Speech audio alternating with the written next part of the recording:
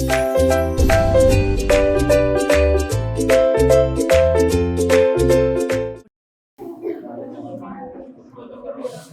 बेटा,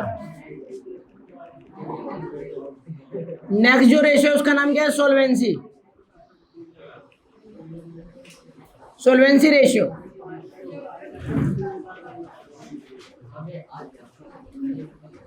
अगली रेशियो का नाम है सोल्वेंसी रेशियो। ठीक है। और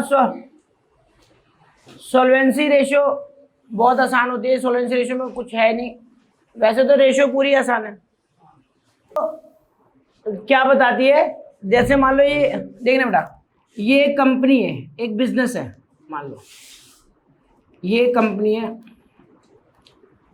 ये एक मान बोल लो बिजनेस है, कंपनी भी एक बिजनेस होता है। ये कंपनी है या बिजनेस है, क्या ये कंपनी अपनी जो लॉन्ग टर्म लायबिलिटी है, लॉन्ग टर्म लायबिलिटी किससे हो सकता है? पब्लिक से मैं कह रहा हूँ डिवेंचर इशू कर रखा है, पब्लिक को डिवेंचर इशू कर रखा है और लोन ले रखा है, पब्लिक से लोन ले रखा है और इनको पैसा चुकाना है। लोन का पैसा परसेंटेज डिवेंचर का पैसा चुकाना है। मान लो पब्लिक को डिवेंचर इशू कर रखा है, ये पब्लिक है, इनको डिवेंचर का पैसा लौटाना है। मान लो 1 लाख रुपए, 1 लाख रुपए डिवेंचर का पैसा लौटाना है।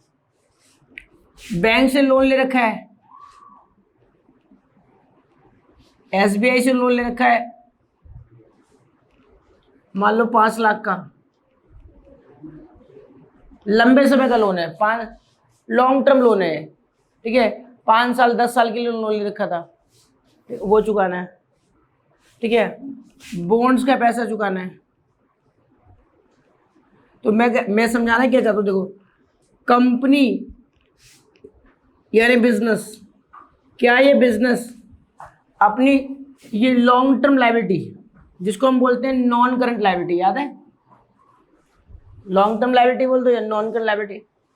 नॉन करंट लायबिलिटी ऐसे डेट, ऐसे कर्जे जो या तो ऑपरेटिंग साइकिल के बाद पे किए जाएंगे या 12 महीने के बाद पे किए जाएंगे। ठीक है, मैं कह रहा हूँ ऐसे कर्जे जो ऑपरेटिंग साइकिल और 12 महीने के बाद पे किए जाते हैं। ठीक है, उसे हम बोलते हैं नॉन करंट लायबिलिटी। और नॉन करंट लायबिलिटी की जैसे मैं बोलूँगा तो नॉन करंट लायबिलिटी में तुम्हें हेडिंग याद आ जानी चाहिए। नॉन करंट लायबिलिटी में हेडिंग क्या क्या थी बताओ? क्या था? लॉन्ग टर्म बोरोइंग, ऊपर डेफर्ड टैक्स लायबिलिटी, तो वो तो पूछा नहीं जाएगा, उसको तो काट ही दो। लॉन्ग टर्म प्रोविजन और एक और पहले थे अदर लॉन्ग टर्म लायबिलिटीज और लॉन्ग टर्म प्रोविजन। तो अदर लॉन्ग टर्म लायबिलिटीज भी पेपर में पूछा नहीं जाता, तो बचा ही क्या?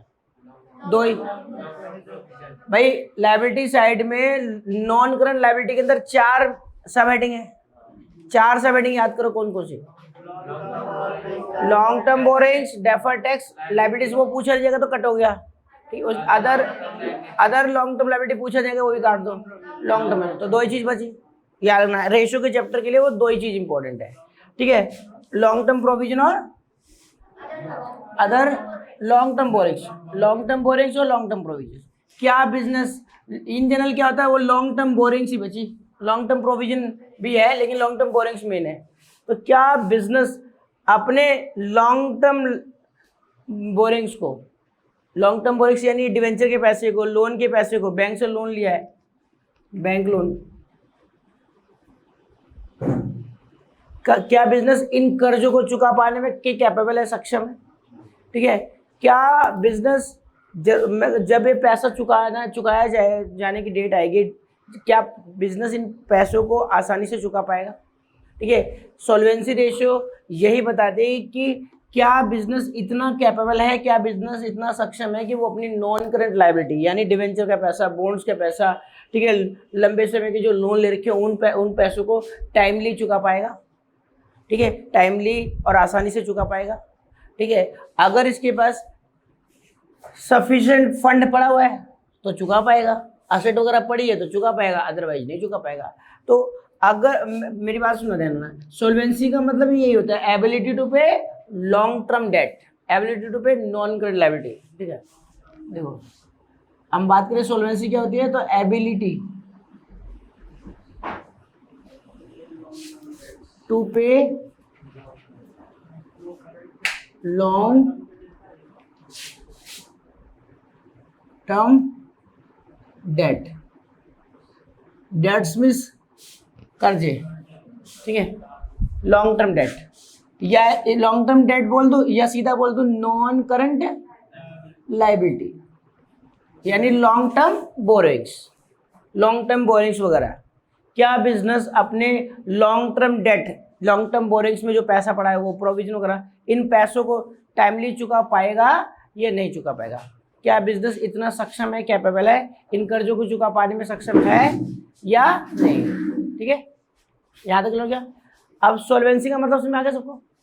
सॉल्वेंसी का मतलब ability to pay non current liability या लॉन्ग टर्म डेट। अब नॉन करंट लायबिलिटी सुनते ही तुम्हारे मन में बैलेंस शीट की लायबिलिटी साइड में क्या क्या चीजें होती है वो याद होनी चाहिए।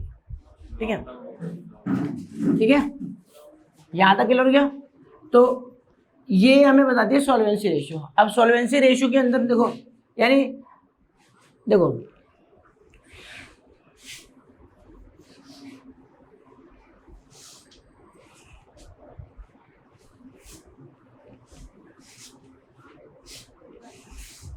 जो सॉल्वेंसी रेशियो होती है इसके अंदर हमें 4 रेशियो पढ़नी होती है। 4 कौन सी? जो सबसे पहले है फर्स्ट रेशियो इसमें पढ़नी है debt equity ratio, debt equity ratio. दूसरी पढ़नी है इसमें total asset, total asset to debt ratio, total asset to debt ratio. और इसमें तीसरी पढ़नी है हमें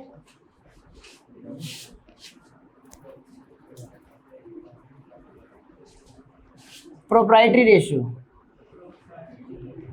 प्रोप्राइटरी रेशियो। और इसमें चौथी पढ़नी है हमें इंटरेस्ट कवरेज रेशियो। 4 रेशियो में इसमें पढ़नी होती इंटरेस्ट कवरेज रेशियो। ठीक है, इस सॉल्वेंसी रेशियो के अंदर हमें 4 रेशियो जाननी होती है। बस ये हमें बताता है कि क्या long term point of view से हम सॉल्वेंट है नहीं है। ठीक है, अच्छा जरा सोचो कि अगर मेरा, जैसे मैं सॉल्वेंसी रेशियो के बारे में थोड़ी बात करें तो जरा सोचो, सब जैसे कोरोना के टाइम पे जिन लोगों का अपना खुद का, जैसे मान लो कोई दुकान थी अपनी खुद की थी, कोई शोरूम था खुद का था, यानी वो बिल्डिंग वगैरह खुद की थी, उसमें मशीनरी वगैरह खुद की थी, कर्जे का कम पैसा था। ठीक है, जिन लोगों का मकान अपने थे वो तो सरवाइव कर गए, जैसे कोचिंग सेंटर वाले भी, जिनका खुद की बिल्डिंग थी, जिनको रेंट नहीं पे करना था वो तो सरवाइव कर गए। और जिनका किराए पे था, मान लो पर मंथ 20,000 भी रेंट था, तो एक 1.5 साल का कर्जा चढ़ गया। ठीक है, इवन बिजनेस बंद हो गया। तो मैं समझाना यही चाहता था कि चाहता हूँ कि देखो, अगर जिन लोगों का बिजनेस कर्जे के पैसे से चल रहा होगा, जिस यानी ऐसा बिजनेस जिसमें बहुत सारा पैसा कर्जे का लगा होगा, लॉन्ग टर्म लोन्स वगैरह लेके लगाए होंगे, जब बिजनेस में ज़्यादा पैसा कर्जे का होगा तो जब कोरोना जैसी सिचुएशन आएगी तो कर्जेदार आगे जाएंगे और कहेंगे पैसा दो हमारा, और जब पैसा देंगे तो हमें सारी एसेट्स वगैरह बेचनी पड़ सकती है क्योंकि ज़्यादा पैसा कर्जे का है और बिजनेस बंद होने के कगार पे आएगा। कहने मतलब क्या है कि कोरोना के टाइम पे भी यही हुआ कि जिनकी फैक्ट्री की बिल्डिंग वगैरह खुद के पैसे से खरीदी गई थी वो तो सर्वाइव कर गए, जिसका शोरूम खुद के पैसे से था वो सर्वाइव कर गया, और जिनका कर्जों के पैसे से था, जिसमें बैंक का लोन वगैरह, बैंक से लोन वगैरह लेकर जिन्होंने बिल्डिंग वगैरह खरीदी थी, अब पता क्या, लोन की किस्तें भरनी पड़ रही थी।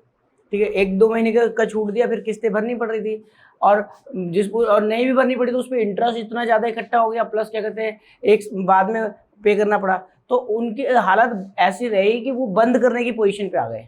बहुत सारी बिजनेस बंद इसीलिए हुए क्योंकि उसमें क्या होता है, अगर सोचो जरा, मेरे पास सफिशिएंट फंड होता, पैसा खूब सारा होता, तो क्या बिजनेस बंद हो जाता? नहीं। क्यों बंद करता? मैं कह रहा हूँ मैं 10 साल का कर्जा आ जाए, अगर पैसा करोड़ों रुपए पड़ा है तो आराम से कर्जा चुका दूंगा।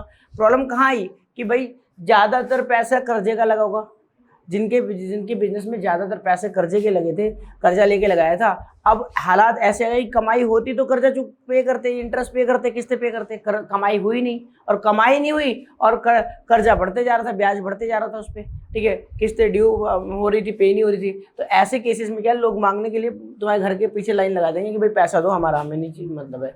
तो ऐसी सिचुएशन में क्या होता है, बिजनेस का बुरा हाल होता है, ध्यान रखना, ठीक है। और ऐसा तुमने फिल्मों में भी देखा होगा, पुरानी फिल्मों में देखा होगा, पुरानी फिल्मों में बिजनेसमैन बर्बाद हो जाता है, और बर्बाद होने के बाद उसके घर के बाहर आके पत्थर मार रहे होते हैं। पुरानी फिल्मों में ऐसे होता है, पत्थर मार रहे होते हैं। अच्छा, अब पता क्या होता है, और जब पता क्या होता है, उसका देखा होगा फिल्मों में कि उसका घर नीलाम हो रहा होता है, कार नीलाम हो रही होती है, ठीक है। तो क्या था, यही तो था, सॉल्वेंसी रेशियो वही बताना चाहती है। सॉल्वेंसी रेशियो यही बताना चाहती है कि भाई अगर तुम्हारा ज़्यादातर पैसे कर्जे में, कर्जेदार, अच्छा अगर बताओ खुद का होता तो कर्जेदार बाहर थोड़ा ना लाइन लगा रहे थे, ठीक है, घर नीलाम थोड़ा ना करना पड़ता है। अगर सारी चीज़ें खुद की होती है तो कर्जेदार लाइन क्यों लगाते हैं, कर्जेदार होते नहीं, हम सर्वाइव कर जाते हैं, दोबारा से सर्वाइव कर जाते हैं। मान लो बिजनेस बंद भी होने की कगार पे आता तो मेहनत करके दोबारा उठ जाते हैं। लेकिन अब कर्जा इतना था कि लोग घर के बाहर आके तुम्हारा घर बिकवा रहे हैं, तुम्हारा घर बिक रहा है, तुम्हारी कार बिक रही है, सब कुछ बिक रहा है, ठीक है, फैक्ट्री नीलाम हो रही है, तो फिर कहाँ से, तब तो सर्वाइव करना मुश्किल है। तो वही चीज़ बताना चाहती है सॉल्वेंसी रेशियो। सॉल्वेंसी रेशियो हमें वही बताना चाहती है, ध्यान रखना। अब देखो जरा, सबसे पहली रेशियो हमें क्या बता रही है, सॉल्वेंसी रेशियो में सबसे पहली रेशियो है डेट इक्विटी रेशियो। अच्छा, डेट इक्विटी रेशियो तो ये तो नाम से ही देखो बता रही है। देखो डेट इक्विटी रेशियो, अपने डेट का मतलब देखो पहले नाम ही पता होना चाहिए, अपने रेशियो तो अपने आप बन जाएगी। डेट का मतलब होता है,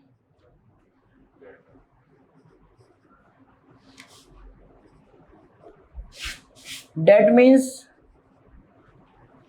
ऐसे बता दो चलो, डेट क्या होता है, डेट का मतलब होता है long term debt, long term borrowings, long term date, ठीक है। तो मैं कह रहा हूँ देखो, डेट बिजनेस के अंदर जो डेट का मतलब क्या होता है, that means long term debt. Long term business के अंदर लॉन्ग टर्म क्या होगा बताओ, बैलेंस शीट में जाओ, बैलेंस शीट की पिक्चर बननी चाहिए। बैलेंस शीट में लॉन्ग टर्म डेट क्या था, कहाँ था डेट। अच्छा, बैलेंस शीट में हेडिंग याद करें तो शेयर होल्डर फंड क्या कर्जा था, बाहर वालों का कर्जा था, नहीं, ठीक है। अच्छा, उसके अलावा नॉन करंट लायबिलिटी क्या लॉन्ग टर्म था, नहीं, तो बचा क्या, नॉन करंट लायबिलिटी।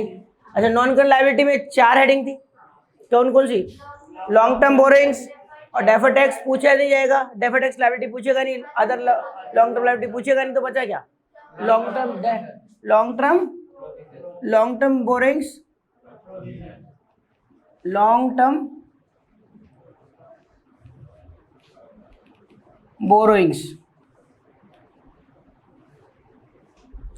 बोरोइंग्स, ठीक है।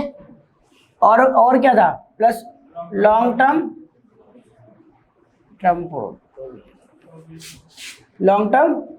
प्रोविजंस, ठीक है। बात समझ बेटा, ये होता है हमारा that means long term date. जो या इसको मैं क्या, इन दोनों को मैं सीधा ये नहीं बोल सकता, नॉन करंट लायबिलिटी कि रेशियो के चैप्टर में 2 हेडिंग तो हटाई दो, वो तो बचा क्या, नॉन करंट लायबिलिटी में क्या बचा, लॉन्ग टर्म बोरिंग्स और लॉन्ग टर्म प्रोविजन, तो उसको हम नॉन करंट लायबिलिटी बोल सकते हैं। तो that means non current liability, यानी ऐसी लायबिलिटी, डेट का मतलब क्या, ऐसी लायबिलिटी जो मैं कह रहा हूँ विद इन ऑपरेटिंग साइकिल पे नहीं की जानी, जो 12 महीने के अंदर पे नहीं की जानी और ऑपरेटिंग साइकिल के अंदर पे नहीं करनी, 12 महीने के बाद पे की जानी। ऐसी लायबिलिटी जो आज मेरी बैलेंस शीट बनाई जा रही है, आज मेरी बैलेंस शीट बन रही है और अगली बैलेंस शीट कब बनेगी, 12 महीने बाद, इसको बोलते हैं रिपोर्टिंग डेट।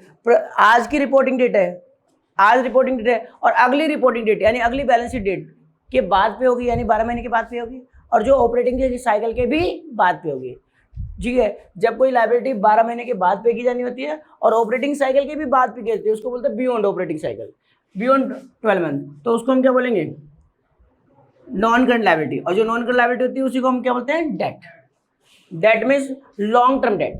ध्यान, डेट का मतलब क्या है यहाँ पर, लॉन्ग टर्म डेट, लंबे समय के कर्जे। अच्छा, लॉन्ग टर्म बोरेक्स में क्या आ जाएगा, डिवेंचर का पैसा, बॉन्ड्स का पैसा, लंबे समय का लोन का पैसा, ठीक है। और यहाँ पर क्या हो जाएगा, प्रोविजन फॉर वारंटीज वगैरह, वारंटीज हो गया, ये सारे पैसे, ग्रेचुइटीज वगैरह का पैसा लंबे समय का, वो सारा हो जाएगा। हो गया, ये हमारा लॉन्ग टर्म डेट आ गया, डेट आ गया, डेट बोल दो या लॉन्ग टर्म डेट, ठीक है। डेट समझ में आ गया। और दूसरा बेटा क्या है, देखो ये वाली बात, इसकी बात करें तो इसकी बात करें तो इसको मैंने एरो यहीं से निकाल दो, यहीं से देखो, ऐसे समझाने के लिए ले रहा हूँ।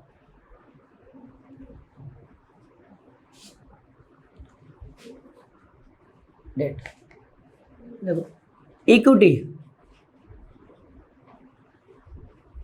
ठीक है। इक्विटी किसे कहते हैं, इक्विटी मतलब, इक्विटी का मतलब होता है मालिकों का पैसा।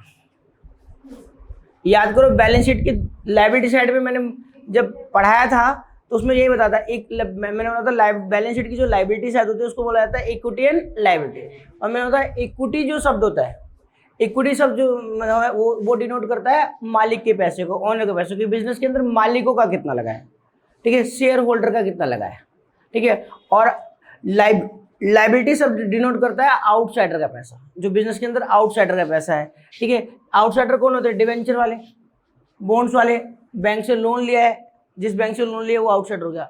बिजनेस के ऊपर जो आउटसाइडर बाहर वालों का कर्जा होता है उसे हम लायबिलिटी बोल रहे होते हैं, ठीक है। कम और इक्विटी किसे बोल रहे होते हैं, मालिकों ने पैसा लगाया, शेयर होल्डर ने जो पैसा लगाया। अब बताओ, इक्विटी शब्द जो है मालिकी के पैसे को दर्शाता है। अब मालिक कौन है बिजनेस में, बताओ, शेयर होल्डर, शेयर। और बिजनेस की में शेयर होल्डर का पैसा कहाँ से दिखेगा, देख लो, बैलेंस शीट याद करो, बैलेंस शीट में याद करो, बैलेंस शीट में मालिकों का क्या था, बैलेंस शीट में बिजनेस के अंदर मालिकों का था share holder fund, share holder fund. Share holder fund में क्या क्या आता था, शेयर कैपिटल, रिजर्व सरप्लस और money received against share warrant. Money received against share warrant ratio के चैप्टर में पूछा नहीं जाएगा तो वो तो हटा ही दो। तो दो ही चीज याद रखना, दो ही चीज, क्या क्या, मनी रिसीव्ड, क्या क्या, शेयर कैपिटल और रिजर्व सरप्लस। तो इक्विटी का मतलब भी क्या होता है, शेयर होल्डर फंड ही होता है, शेयर, या इसको चलो बता ही दूं, यहाँ पर ऐसे लिख दो, शेयर, देखो मैं पहले लिख रहा हूँ, शेयर होल्डर फंड प्लस, अच्छा चलो नहीं यहाँ पर देखो, देखो इक्विटी का मतलब क्या होता है, shareholder fund, share holder fund. Equity को ही बोलते हैं, ध्यान रखना, मालिकों का पैसा ना, इक्विटी का मतलब क्या, मालिकों का पैसा। और शेयर होल्डर फंड का मतलब क्या, मालिकों। और मालिकों, शेयर होल्डर फंड में बताओ क्या क्या आता था, शेयर कैपिटल का पैसा और रिजर्व,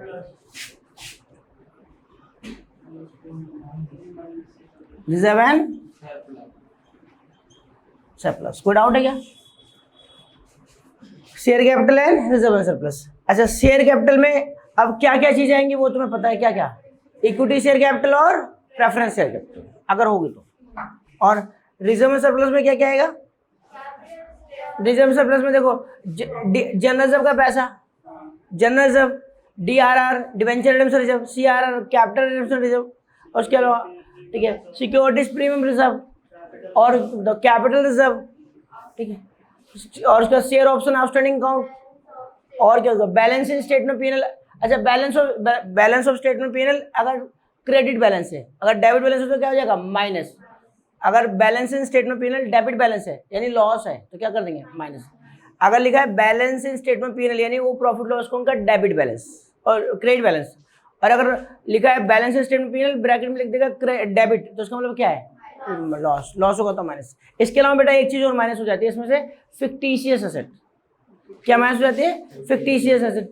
जैसे कि मैंने बोला था, कंपनी को जब बनाया जाता है, जब हम कंपनी को बनाते हैं तो कंपनी को बनाने के लिए बहुत सारे खर्चे किए जाते हैं। कंपनी को रजिस्ट्रेशन कराते टाइम जो भी खर्चे किए जाते हैं, बनाते टाइम जो भी खर्चे किए जाते हैं, प्रोस्पेक्टस मैं कह रहा हूँ, MOA छपवाना, आर्टिकल ऑफ एसोसिएशन छपवाना, ठीक है। उसके अलावा तुम्हारा कंपनी का रजिस्ट्रेशन फीस वगैरह पे करना, CS वगैरह CO वगैरह को फीस पे करना, ये सारे जो खर्चे किए जाते हैं इनको बोलते हैं प्रीलिमिनरी एक्सपेंसेस, ठीक है। या फिर जब कंपनी नई नई लॉन्च होती है तो अंडरराइटर अंडर राइटर अपॉइंट करते हैं, जो कंपनी के शेयर बिकवाते हैं उनको कमीशन पे करना है, ये सब क्या होता है, अंडर जो कंपनी के शेयर बिकवाते हैं उनको कमीशन वगैरह जो पे किया जाता है, या फिर कंपनी बनाते टाइम जो खर्चे किए जाते हैं उनको बोलते हैं फिक्टिशियस एसेट। वो सारे खर्चे ने एक साथ भी राइट ऑफ कर सकते हो और खर्चा बना सकते हो और माइनस कर सकते हो सीधा, ठीक है, और थोड़ा थोड़ा करके भी राइट ऑफ कर सकते हो। वैसे आज की डेट में तो सारा राइट ऑफ कर देते हैं, पहले क्या करते थे उसको थोड़ा थोड़ा राइट ऑफ कर देते थे, तो बैलेंस शीट में अदर नॉन करंट या अदर करंट एसेट में दिखाते थे, ठीक है। और अगर हम फिक्टिशियस एसेट है ऐसी कोई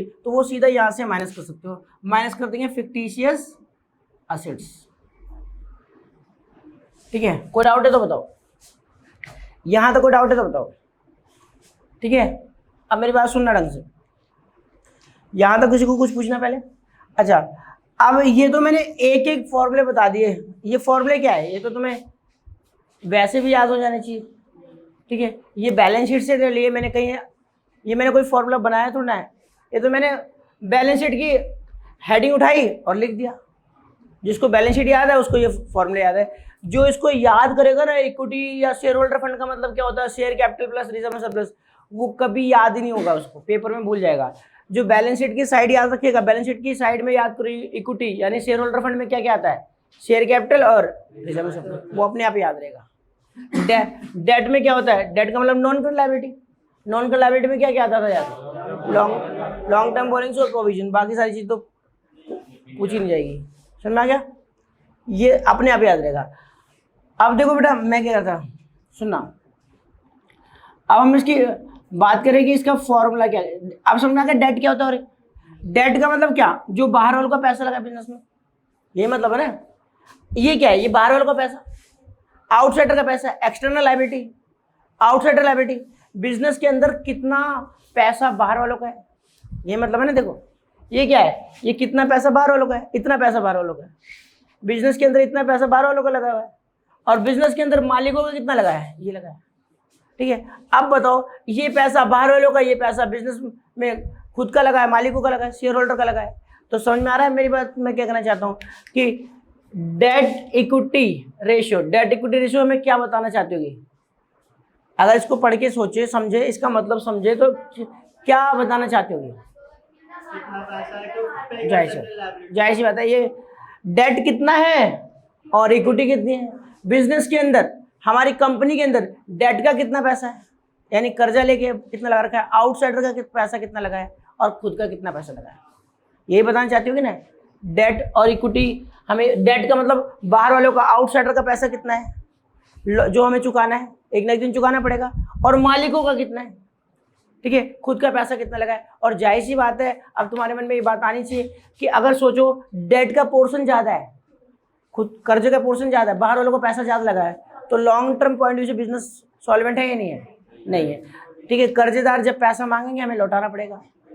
सोचो जरा, डेट का पैसा, मान लो डेट है 10 लाख का और इक्विटी 1 लाख की, जरा सोचो 1 लाख रुपए मेरा खुद का लगा है, 10 लाख रुपए मैंने बाहर से लिया है, तो बताओ कर्जेदार जिस दिन पैसा मांगने लग जाएंगे मुझे देना पड़ेगा, तो मेरा तो बिजनेस बिक ही जाएगा सारा।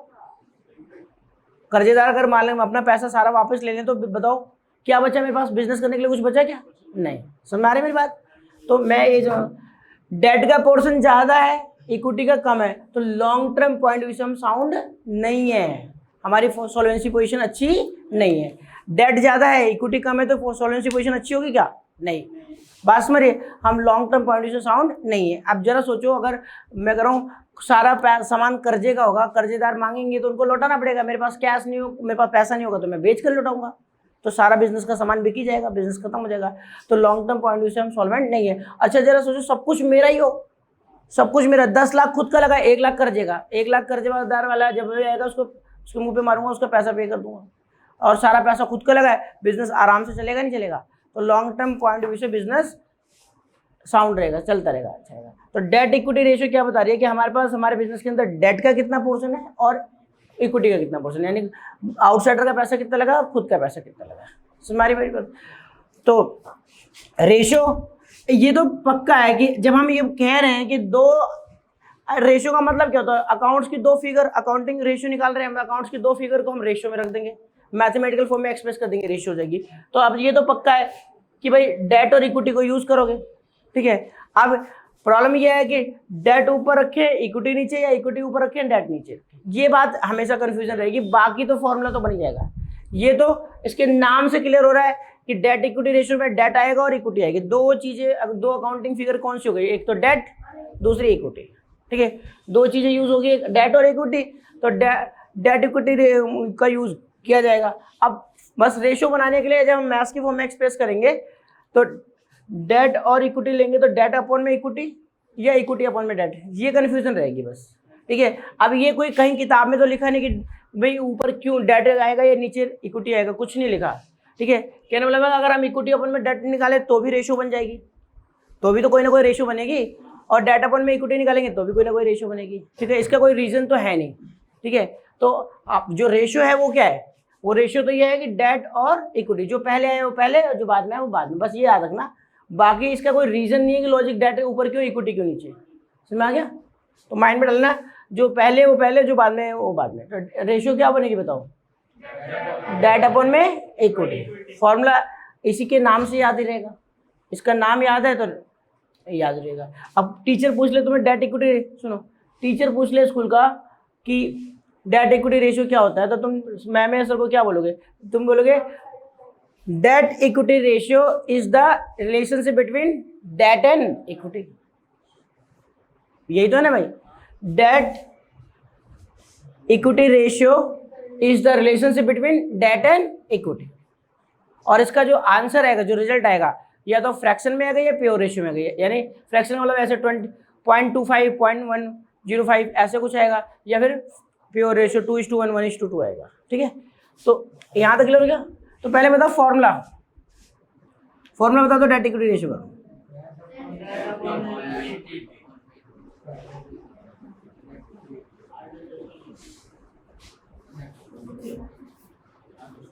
देखना बेटा, डेट इक्विटी रेशियो का फॉर्मूला क्या होगा बताना,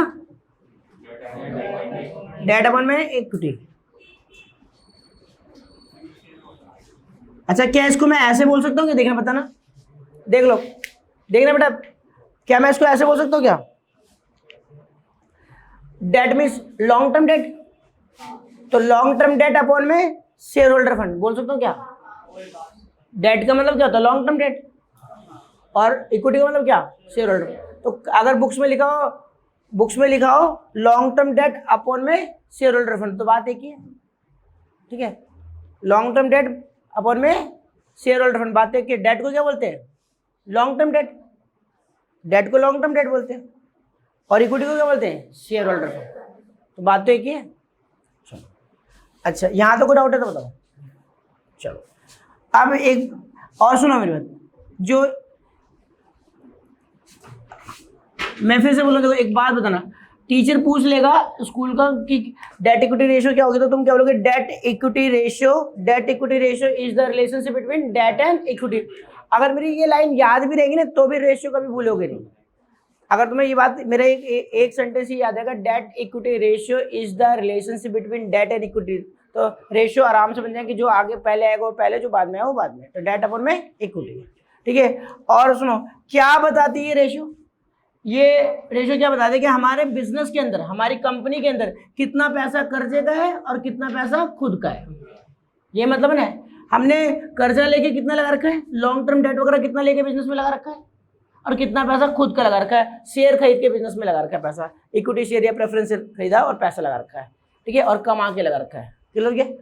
तो अब देखो मेरी बात सुनो, अगर ये रेशियो 2:1 आती है तो इसको आइडल माना जाता है। आइडल का मतलब क्या होता है? अगर किसी बिजनेस में 1 रुपये खुद का लगाए और 2 रुपये कर्जे का लगाए तो कहेंगे कि बिजनेस आइडल है। इससे ज़्यादा नहीं होना चाहिए।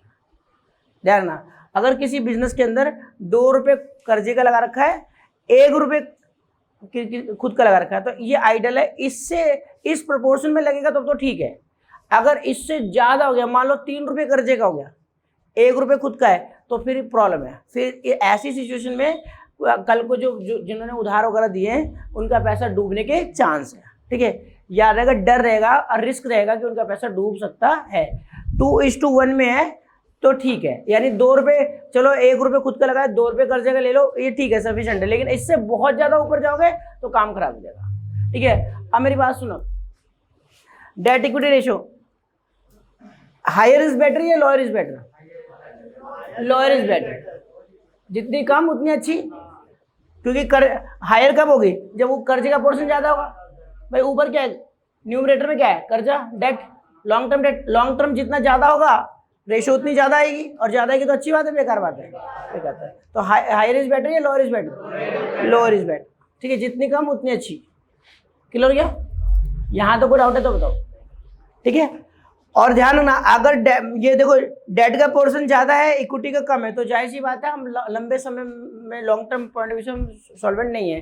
कल को कर्जेदार पैसा मांग लेंगे तो हमारा बिजनेस मैक्रो हिल जाएगा, प्रॉब्लम में आ जाएगा। और अगर इक्विटी का पैसा ज्यादा है, खुद का पैसा ज्यादा लगा है, तो कर्जेदार ने जब पैसा मांगा उसको दे भी देंगे और हमारा बिजनेस चलता रहेगा। Long term point of view से हम सॉल्वेंट है। कोई डाउट है तो बताओ, यहाँ तो कोई डाउट है। अब बात रही बेटा, देखो मैंने तो डेट का एक फॉर्मूला बताया, डेट के और फॉर्मूले हो सकते हैं, आप वो बैलेंस शीट के साथ तुम्हें बैलेंस शीट का यूज़ करना आना चाहिए, बैलेंस शीट यूज़ करनी आनी चाहिए। अगर बैलेंस शीट यूज़ करने आती है तो डेट के बहुत सारे फॉर्मूले बन जाएंगे। देखना, अब मैं पहले डेट के फॉर्मूले और बना के दिखाता हूँ तुम्हें। ये इक्विटी मैं ये मिटा रहा हूँ, ये देखना बेटा,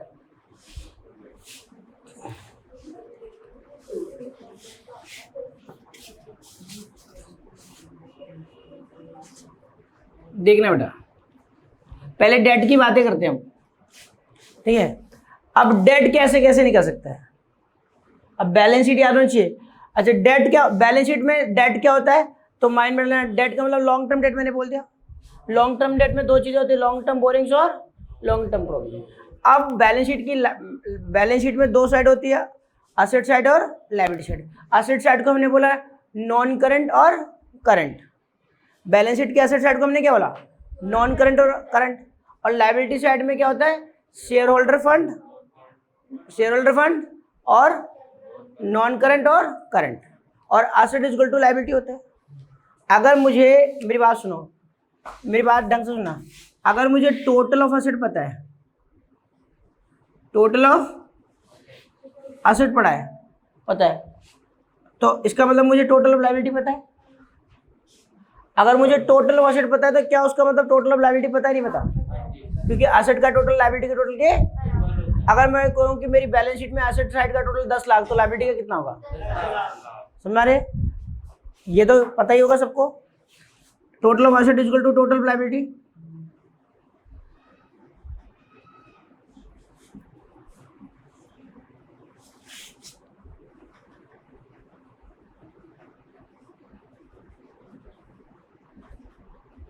लायबिलिटी का मतलब इक्विटी और लायबिलिटी साइड वाली, ठीक है।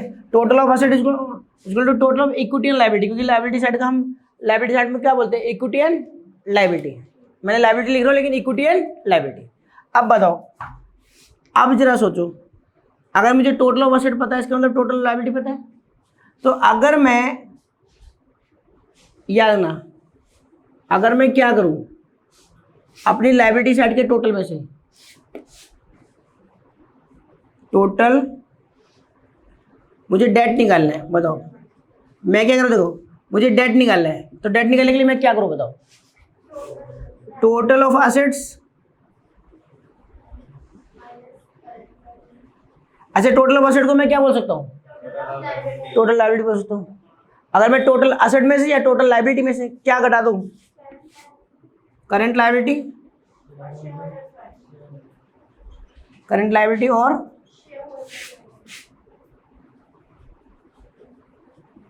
देखना बेटा, और शेयर होल्डर फंड, तो क्या डेट आ गया,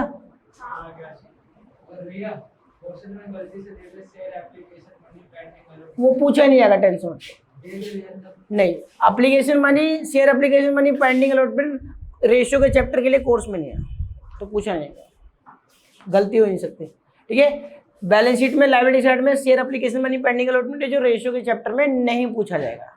क्लियर हो गया। अब बताओ जी, फॉर्मूला समझ आ गया ये वाला, ये बात समझ आ गई क्या,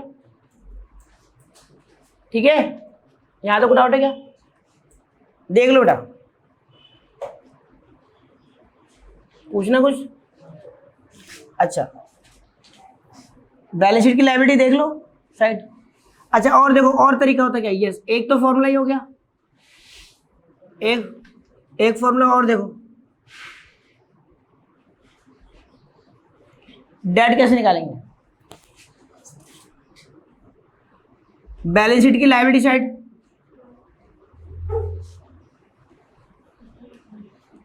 देखो बात सुनो, बैलेंस शीट की लायबिलिटी साइड में देखो, एक तो होता है शेयर होल्डर फंड, एक होता है शेयर होल्डर फंड, एक होता है नॉन करंट लायबिलिटी और एक होती है करंट लायबिलिटी। जो नॉन करंट लायबिलिटी होती है और जो करंट लायबिलिटी होती है उसको हम बोलते हैं टोटल डेट। क्या बोलते हैं? नॉन करंट लायबिलिटी और करंट लायबिलिटी। भाई टोटल डेट, अब बताओ टोटल डेट क्या है मेरे पास? मेरे ऊपर टोटल कर्जा कितना है? बैलेंस शीट की लायबिलिटी जो लंबे समय की कर्जे, डिबेंचर वगैरह, लॉन्ग टर्म लोन वगैरह वो कर्जा है, और जो शॉर्ट टर्म है किसी से उधार, क्रेडिटर से उधार माल ले रखा है, ट्रेड पेबल, ठीक है, बैंक से ओवरड्राफ्ट ले रखा है, वो बैंक से 6 महीने के लिए लोन ले रखा है, वो भी तो कर्जा है। तो अगर तुमसे पूछे टोटल डेट कहाँ है तो बताओ बैलेंस शीट का टोटल डेट कहाँ पर होगा? नॉन करंट लायबिलिटी और करंट लायबिलिटी, यही होगा ना total date, non current liability और करंट लायबिलिटी। टोटल डेट, अगर मुझे टोटल डेट पता है, टोटल डेट में से मैं क्या हटा दूं? अगर मैं मुझे टोटल डेट पता है, टोटल डेट में से क्या निकाल दूं कि डेट आ जाएगा? Current liability.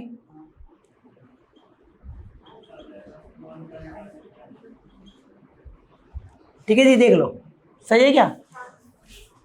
कोई डाउट है तो बताओ।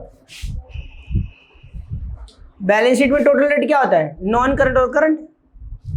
टोटल डेट का मतलब क्या? नॉन करंट और करंट। अच्छा, नॉन करंट और करंट मिलाकर टोटल डेट होता है, और नॉन करंट को हम क्या बोलते हैं? नॉन करंट को क्या बोलते हैं?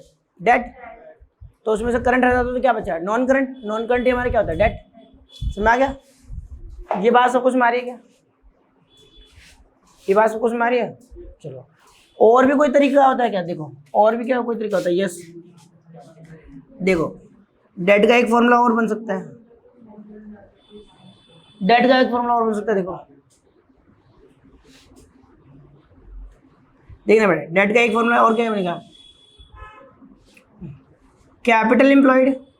फॉर्मूला नहीं है, मैं बार बार कह रहा हूं, समझो तो। Capital employed minus equity. Equity बोल दो, या इक्विटी को हम क्या बोलते हैं? Share holder fund. अब मेरी बात सुनो, बिजनेस के अंदर कैपिटल एम्प्लॉयड किसे कहते हैं? कैपिटल एम्प्लॉयड का मतलब होता है जो बिजनेस के अंदर कैपिटल लगा रखी है। बिजनेस के अंदर जो कैपिटल एम्प्लॉय हो रखे, इन्वेस्ट हो रखे, लगा रखे, उसी को बोलते हैं कैपिटल एम्प्लॉयड। अच्छा, जब मैंने फॉर्म में पढ़ाया था तो उसमें बताया था, मैंने क्या बोला था? देखो सुनो, फॉर्म में पढ़ाया था तो मैंने बताया था बिजनेस के अंदर पैसा, या तो हम खुद का पैसा लगाते हैं, हमने कंपनी के शेयर खरीदे और पैसे लगा दिया, या तो खुद का पैसा लगाते हैं, या खुद का पैसा लगाया यानी हमने कंपनी की इक्विटी शेयर खरीदे, प्रेफरेंस शेयर खरीदे और पैसा लगा दिया, यानी इक्विटी शेयर का पैसा और प्रेफरेंस शेयर का पैसा खुद का पैसा है, मालिकों का पैसा है। अच्छा, या फिर हमने बिजनेस में को चलाया, कमाया और वो पैसा घर नहीं लेके वो भी बिजनेस में लगा दिया। रिजर्व में सरप्लस, रिजर्व में सरप्लस में जनरल रिजर्व का पैसा हो गया, प्रॉफिट लॉस अकाउंट का क्रेडिट बैलेंस, स्टेटमेंट पेन का क्रेडिट बैलेंस हो गया, ठीक है, सीआरआर हो गया, डीआर हो गया, वो भी पैसा बिजनेस से तो लगाया गया, बिजनेस का तो पैसा सारा वो लगा दिया। या तो कमा के लगाया या खुद का लगाया। तो कमा के लगाया उसको क्या बोलते हैं? Share capital.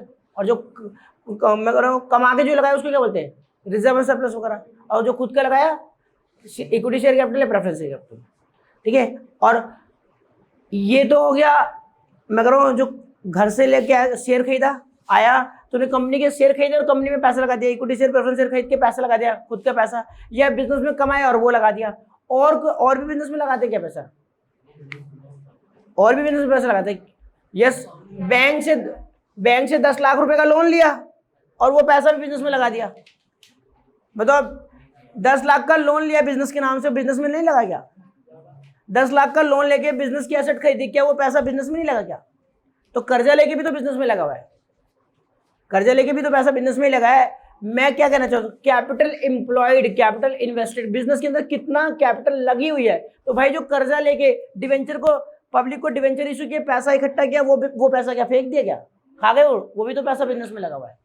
तो बिजनेस के अंदर कैपिटल एम्प्लॉयड क्या होता है? कैपिटल एम्प्लॉयड का मतलब क्या होता है? या तो हम कंपनी के शेयर खरीदेंगे, इक्विटी शेयर, प्रेफरेंस शेयर, वो पैसा बिजनेस में लगा देंगे, और उस पर जो डिविडेंड वगैरह है जो हमें मिलना चाहिए था, कंपनी ने जो प्रॉफिट वगैरह कमाया, उससे डीआरआर सीआर बनाया, उससे जनरल बनाया, उससे बैलेंस पड़ा हुआ है प्रॉफिट का, वो सारा पैसा भी बिजनेस में कमाया और वो बिजनेस में लगा दिया, जिसे हम बोलते हैं रिजर्व सरप्लस। या तो हम खुद का पैसा लगाते हैं, या कमा के उसमें पड़ा रहने देते हैं, वो भी लगा हुआ है बिजनेस में, और या फिर कर्जा लेके लगा देते हैं, कर्ज बैंक से लोन लिया वो लगा दिया, ठीक है, डिवेंचर इशू करके पब्लिक को वो लगा दिया, तो वो भी तो पैसा बिजनेस में लगा हुआ है। इसके अलावा बताओ बिजनेस में क्या लगा होता है, इसके अलावा बिजनेस में और बताओ, इसके अलावा इसका मतलब तुम्हें क्या है, देखो इसका मतलब कैपिटल एम्प्लॉयड के अंदर क्या क्या चीज़ है, बताओ बताओ, कैपिटल एम्प्लॉयड के अंदर क्या क्या है। कैपिटल एम्प्लॉयड के अंदर एक तो है शेयर होल्डर फंड का पैसा, शेयर होल्डर फंड है, शेयर होल्डर फंड में क्या क्या होता है, equity share capital, preferential capital और रिजर्व सरप्लस का पैसा, जो इक्विटी उसमें सिक्योरिटी प्रीमियम वगैरह सब कुछ। अच्छा, शेयर होल्डर फंड का पैसा, और क्या है इसमें, डेट का पैसा यानी नॉन करंट लायबिलिटी, डेट ने लॉन्ग नॉन करंट लायबिलिटी। अगर मैं इसमें से शेयर होल्डर फंड हटा दूं तो बचा क्या, नॉन करंट लायबिलिटी को तो डेट बोलते हैं, नॉन करंट लायबिलिटी में क्या क्या आता है, लॉन्ग टर्म बोरोइंग्स और लॉन्ग टर्म प्रोविजन। सुनाने मेरी बात में क्या करना चाहिए, अगर मैं एक कैपिटल एम्प्लॉयड में से शेयर होल्डर फंड मालिकों का हटा दूं, मालिकों का क्या होता है, इक्विटी शेयर का पैसा हटा दूं, प्रेफरेंस शेयर का पैसा हटा दूं, रिजर्व सरप्लस हटा दूं, इसको मिला के क्या बोलते हैं, share holder fund. Share holder fund हटा दूं तो बचा क्या, कर्जे का पैसा, जो कर्जा लेके लगाया था वही तो बचा, और जो कर्जा लेके लगाया था बिजनेस में उसे क्या बोलते हैं, डेट। समझ में आ गया, तो एक फॉर्मूला और हो गया, नहीं हो गया आगे इसमें, ठीक है। तो ये बात है याद रखना, यहां तक कोई डाउट है क्या, ये एग्जाम में मेरी बात सुना, एग्जाम में बैलेंस शीट यूज करके फॉर्मूला बना रहा हो, ये कोई बहुत बड़ी बात नहीं है। अब बैलेंस शीट याद है, याद करो बैलेंस शीट में कैपिटल एम्प्लॉयड क्या है, अगर ढूंढो तो बैलेंस शीट में कैपिटल एम्प्लॉयड क्या है, शेयर होल्डर फंड और नॉन करंट लायबिलिटी, यही तो है capital employed, share holder fund और नॉन करंट लायबिलिटी, उसको क्या बोलते हैं, capital employed, share holder fund plus non current liability, इसको क्या बोलते हैं, कैपिटल एम्प्लॉयड, ठीक है। और अगर इसमें मैं करंट लायबिलिटी और जोड़ दूँ तो ये टोटल ऑफ लायबिलिटी सेट आ जाएगा, लायबिलिटी सेट का टोटल आ जाएगा, करंट लायबिलिटी और जोड़ दो तो क्लियर क्या। और अगर सोचो जरा, मुझे खाली नॉन करंट लायबिलिटी निकालना है, नॉन करंट लायबिलिटी का मतलब क्या, डेट निकालना है, तो डेट निकालने के लिए क्या होगा, अगर मुझे लायबिलिटी सेट का टोटल पता है, लायबिलिटी सेट का टोटल पता है, तो उसमें से मैं क्या माइनस कर दूंगा, करंट माइनस कर दूंगा, ठीक है, सॉरी लायबिलिटी सेट का टोटल पता है तो क्या माइनस कर दूंगा, करंट माइनस कर दूंगा, और क्या माइनस कर दूंगा, शेयर होल्डर फंड। और अगर खाली डेट का टोटल पता है, नॉन करंट और करंट का टोटल पता है, तो उसमें से क्या माइनस करूंगा, खाली करंट बताऊंगा। अगर ये लायबिलिटी साइड का टोटल होता तो लायबिलिटी साइड के टोटल में तो शेयर होल्डर फंड भी आता है, वो हटाओगे, और क्या हटाओगे, करंट हटा दोगे, तो क्या बचा, नॉन करंट। सुना मेरी बात। और अगर तुम्हें सिर्फ डेट दे रखा है, डेट का मतलब क्या, करंट और नॉन करंट, तो उसमें से क्या हटा दोगे, करंट, तो क्या आ जाएगा, डेट। ये बात सब कुछ में आ रही है क्या, ये सोच पाओगे तो बात ही खत्म, ये सोच पाओगे तो तुम्हारा डेट का मतलब तुम्हें क्लियर हो गया। और इक्विटी तुम्हें पता ही है, इक्विटी तुम्हें पता ही है। अब देखो इक्विटी तुम्हें पता ही, देखो इक्विटी निकालना सिखा रहा हूं बेटा, यहाँ पर देखो इक्विटी यहाँ बता रहा हूं, फिर से बात करते हैं इक्विटी। बैलेंस शीट में इक्विटी कहाँ है, देखो इक्विटी का मतलब मालिकों का पैसा। अच्छा इक्विटी को देखो, इक्विटी बुला लो, इसको शेयर होल्डर फंड बुला लो,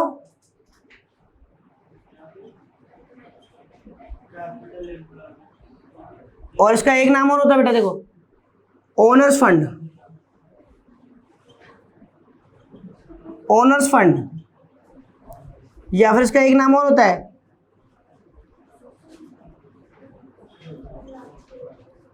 प्रोप्राइटर्स फंड। नाम देख लेना इसके, इक्विटी बुला लो, शेयर होल्डर फंड बुला लो, ओनर्स फंड बुला लो, या प्रोप्राइटर्स फंड, बात एक ही होती है, मालिकों का पैसा, ओनरों का पैसा, ठीक है। और बैलेंस शीट में मालिकों का पैसा तुम देखते ही बता सकते हो क्या क्या होता है। लायबिलिटी साइड में जाओ और बताओ मालिकों का क्या है। शेयर होल्डर फंड में क्या आता है, शेयर कैपिटल और रिजर्व एंड सरप्लस, और माइनस कर देंगे इसमें से क्या, फिक्टिशियस एसेट अगर होगी तो। अच्छा अब इसको अगर हम और खोलें तो इसमें मान लो तुम्हें ऐसे शेयर कैपिटल ना बता रखा हो, तुम्हें बता रखा हो इक्विटी शेयर कैपिटल प्रेफरेंस, तो जोड़ लोगे, बताओ इसके अंदर अगर डिटेल में जाओगे तो और क्या मिलेगा बताओ इसके अंदर? इक्विटी शेयर कैपिटल और प्रेफरेंस शेयर कैपिटल। अगर क्वेश्चन में तुम्हें इक्विटी शेयर कैपिटल दे रखी है तो वो ले लोगे, प्रेफरेंस शेयर कैपिटल दे रखी है तो वो ले लोगे, दोनों को जोड़ लोगे तो शेयर कैपिटल आ जाएगी। अच्छा, रिजर्व और सरप्लस को डिटेल में और जाओगे तो क्या होगा इसमें? जो जो चीज़ होगी, जनरल रिजर्व का पैसा वो लिख दोगे, डीआरआर का पैसा को तो लिख दोगे, सीआरआर का पैसा को लिख दोगे, कैपिटल रिजर्व का पैसा लिख दोगे, सिक्योरिटी प्रीमियम का पैसा को लिख दोगे। ठीक है, बात समझी? और वो सब जोड़ लोगे तो तुम्हारा शेयर कैपिटल आ जाएगी, क्या जाएगा? शेयर होल्डर फंड आ जाएगा। और फिक्टिशियस एसेट हो जाएगी तो माइनस कर दोगे, और बैलेंस स्टेट में पीएल का डेबिट बैलेंस होगा तो वो भी माइनस कर दोगे। यहाँ तक कोई डाउट है तो बताओ? यहाँ तक समझ आ गया इक्विटी? अच्छा, और बताओ इक्विटी निकालने का फॉर्मूला। अच्छा क्या? ठीक है, ये नाम समझ में आ गया ना? इसको मैं मिटा रहा हूँ, यहाँ तक 2 नाम मिटा रहा हूँ। और बताओ क्या होगा फॉर्मूला? अच्छा, कैपिटल एम्प्लॉयड में क्या क्या होता है बता दो?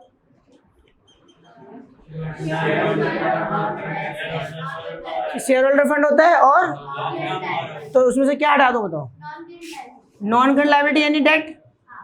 नॉन करंट लायबिलिटी का मतलब क्या होता है? डेट। डेट हटा दो तो क्या बचा? Share holder fund. समझ में आ गया? क्लियर क्या? और बताओ कोई फॉर्मूला हो सकता है क्या? और फॉर्मूला हो सकता है? अच्छा, अगर मुझे टोटल ऑफ एसेट पता है, टोटल ऑफ एसेट क्या होता है? Non current plus current. भाई टोटल ऑफ एसेट क्या होता है? Non current plus current. अच्छा, मुझे अगर नॉन करंट दे रखा है, करंट दे रखा है, तो मैं टोटल ऑफ एसेट निकाल लूंगा। नॉन करंट प्लस करंट क्या होगा? Total of asset. अच्छा, टोटल ऑफ एसेट बराबर क्या होता है? Total of liability. अगर मुझे टोटल ऑफ लायबिलिटी पता है, सुनना, तो मैं देखो बेटा, टोटल लायबिलिटी में से बैलेंस शीट की लायबिलिटी साइड से में से क्या क्या घटा दूंगा? नॉन करंट लायबिलिटी घटा दूंगा और करंट लायबिलिटी घटा दूंगा, तो क्या बचा? समझ आ गया? Share holder fund. सोचना आ रहा है सबको? बैलेंस शीट की लायबिलिटी साइड की पिक्चर बनाओ, बैलेंस शीट की लायबिलिटी साइड की पिक्चर बनाओ। लायबिलिटी टोटल में से लायबिलिटी में क्या क्या हटा दो? क्या क्या हटाओगे? एक तो करंट लायबिलिटी हटा दो और एक नॉन करंट लायबिलिटी, तो बचा क्या? क्योंकि ये शेयर एप्लीकेशन बनी पेंडिंग अलॉटमेंट, एग्जाम में पूछेगा नहीं, तो बचा क्या? Share holder. समझ आ गया? अच्छा, इसको और भी लिख सकते हो? यस, और भी लिख सकते हो। और देखो, और फॉर्मूला इसको और देखो बेटा, टोटल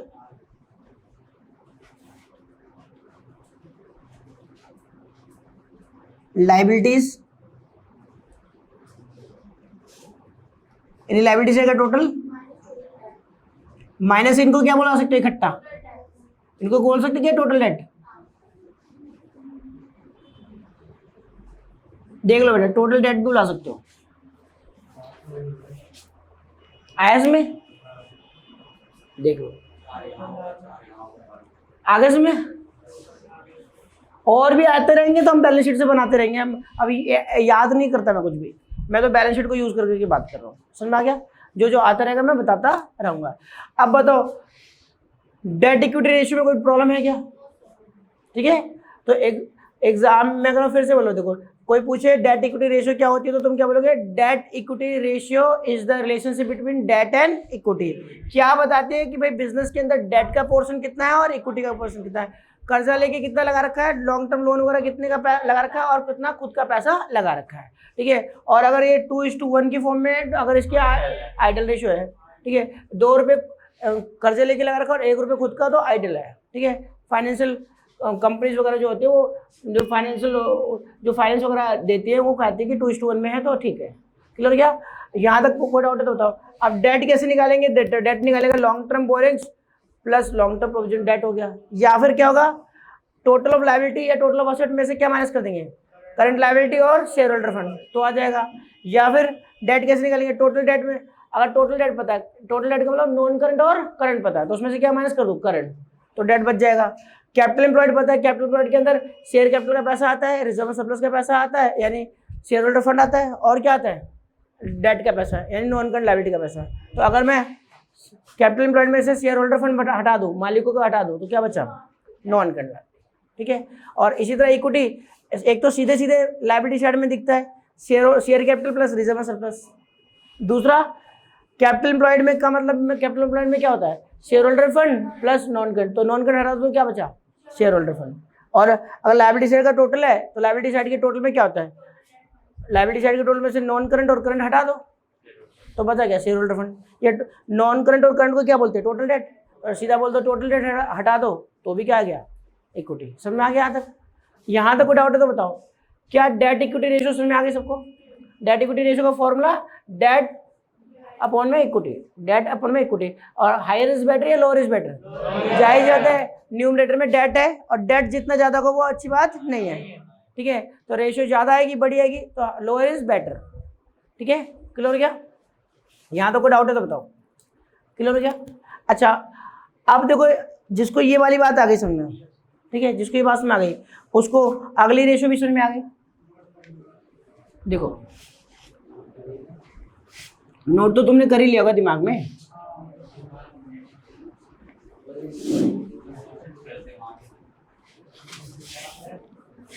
अभी नोट देखना बेटा। अब मैं बता रहा हूं, देखो सुनो, डेट इक्विटी रेशियो हमने खत्म कर दी ना। अब बताओ जरा ये रेशियो देखो, total asset to debt ratio, देखना बेटा इसका, टोटल एसेट टू डेट। अब मैं डेट बताऊं क्या होता है दोबारा से, चलो बता दो जरा डेट, फिर से डेट का फॉर्मूला बता दो जल्दी से। डेट किसे कहते हैं,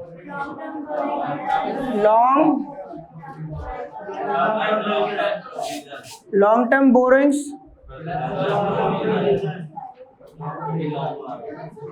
देखना बेटा, लॉन्ग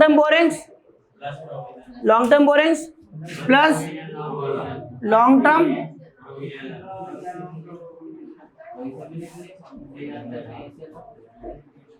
चलो और दूसरा फॉर्मूला बता दो डेट का फॉर्मूला दूसरा, टोटल ऑफ असेट्स या total of liability, total asset या टोटल लायबिलिटी, टोटल एसेट या टोटल लायबिलिटी माइनस क्या कर दूं उसमें से बताओ जो डाटा जाए, माइनस कर दूंगा करंट लायबिलिटी और क्या घटा दो बताओ, शेयर होल्डर फंड आ जाएगा। और बताओ डेट कैसे निकाल दो, और बताओ,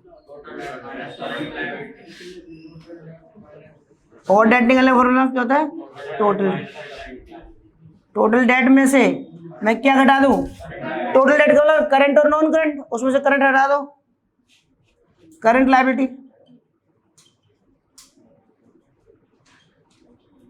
ठीक है जी। और बता दो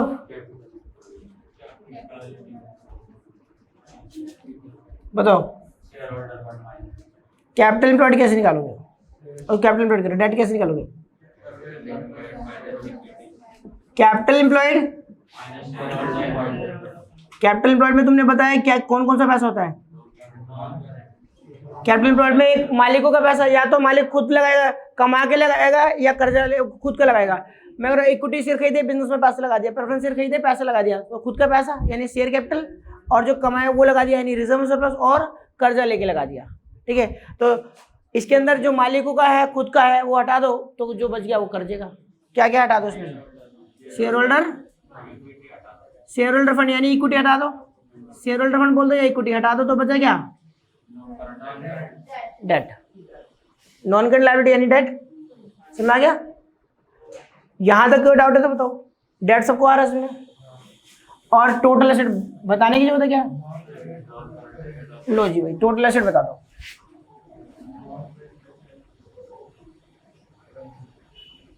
टोटल एसेट सबसे पहले तो बैलेंस शीट के एसेट साइड में जाओगे, कोई तुमसे पूछेगा टोटल एसेट तो तुम क्या जाकर बोलोगे,